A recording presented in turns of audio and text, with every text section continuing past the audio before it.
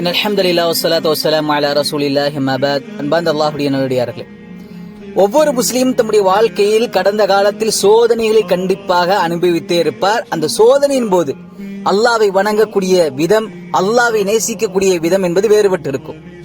ஆனால் சோதனை இல்லாத இந்த நாட்களில் அல்லாஹ்வை அதிகமாக நேசிப்பாரா அல்லது அல்லாஹ்வை விட்டு மிகவும் தூரம் செல்வாரா என்று சொன்னால், அல்லாஹ்வை விட்டு மிகவும் தூரம் செல்லக்கூடிய சமூகமாக இன்றைய சூழலில் இருந்து கொண்டிருப்பதை நாம் பார்க்கிறோம்.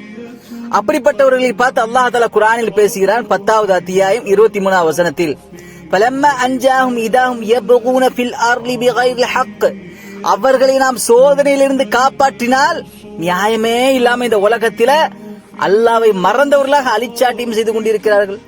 யா அய்யுஹன்னாஸ், மக்களே, இன்னமா பகையுக்கும் அலா அன்ஃபுஸிஹிம், நீங்க செய்கின்ற ஒவ்வொரு அழிச்சாட்டியமான செயல்கள், ஒவ்வொரு பாவங்களும் யாருக்கானது?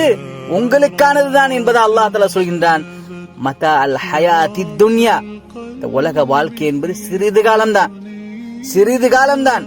சும்மா இலைனா மர்ஜிஉக்கும், பின்பு அல்லாஹ்விடத்தில் நீங்கள் கொண்டு வரப்படுவீர்கள். யார்ட்ட கொண்டு வரப்படுவீங்க? நம்மிடத்தில் நீங்கள் கொண்டு வரப்படுவீர்கள்.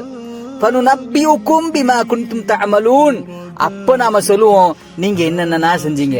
சோதனையின் போது நீங்களுடைய இபாதத் எப்படி இருந்தது, சோதனை இல்லாத நேரங்களில் உங்களுடைய இபாதத்தும் உங்களுடைய அடிச்சாட்டியங்களும் எப்படி இருந்தது. ஒரு முஸ்லிமை பொறுத்தவரை அல்லாஹ்விற்கு பயப்பட வேண்டும்.